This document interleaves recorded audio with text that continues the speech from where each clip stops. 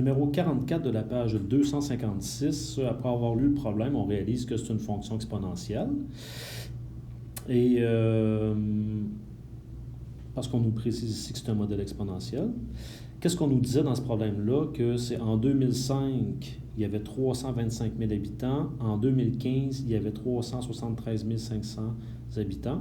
On comprend que je pourrais fixer 2005 comme étant mon moment initial. Donc, au moment 0, 325 000 habitants. Donc, en 2015, si je suis commencé en 2005, je suis 10 ans plus tard. Important de comprendre ceci. Donc, 10 ans plus tard, on est rendu à ce nombre de personnes-là. Et on est en présence d'une exponentielle de cette forme-ci.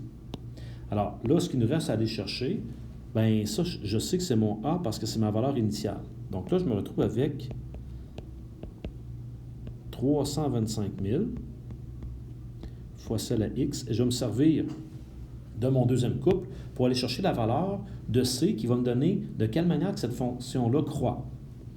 Donc, j'ai ici 373 500 égale 325 000 fois C à la 10.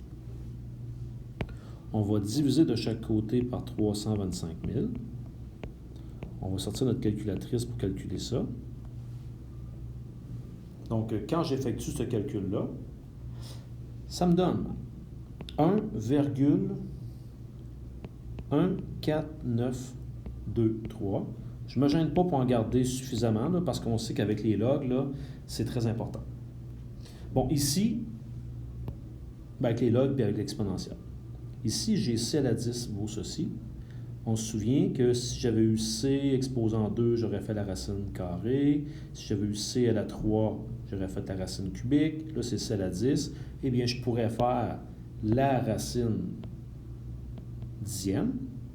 Ou je pourrais aussi venir ici et dire à la 1 dixième, qui revient au même. Donc, j'ai juste à faire ceci exposant 1 dixième. Quand je fais ceci exposant 1 dixième, j'obtiens 1,014 égale C. Donc, on a la valeur de la croissance. C'est plus grand que 100% parce que, si on se souvient, ça ici, c'est pas la question qu'on a à solutionner, mais si on réfléchit ensemble, ça provenait de 101,4%. Ça veut dire qu'il y a certainement eu une augmentation de 1,4% par année.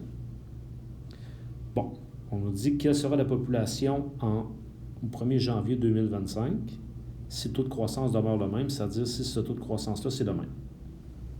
Alors, en janvier 2025, pourquoi que X vaut 20?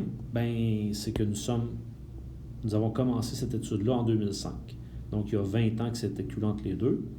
Donc, ce qu'il s'agit de faire ici, c'est de calculer la règle qu'on avait, c'est-à-dire la règle, c'était la suivante. C'était 325 000 fois 1,014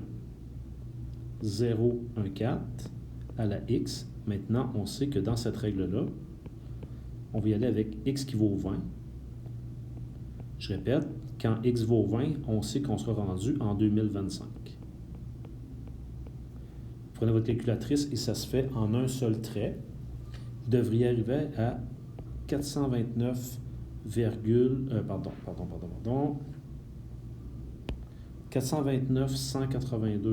000,95. Ça veut dire qu'en 2025, ils seront environ 429 183 personnes. Voilà pour le numéro 44.